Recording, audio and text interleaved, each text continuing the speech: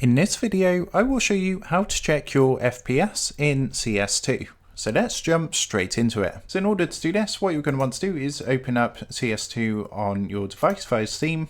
And here we are on the CS2 home screen. So what I'm going to do is jump into a game, and there's actually two different ways to view your FPS. So I'm just going to load up a game and show you the two different ways that you can check your FPS in CS2.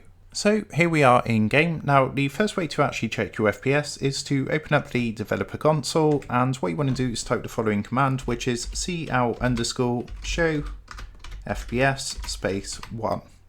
Once you've done that, press enter, and if you come out of here, what's going to happen, it's going to show your FPS on the left hand side, so you can see that's up here, so it's currently about 13 FPS.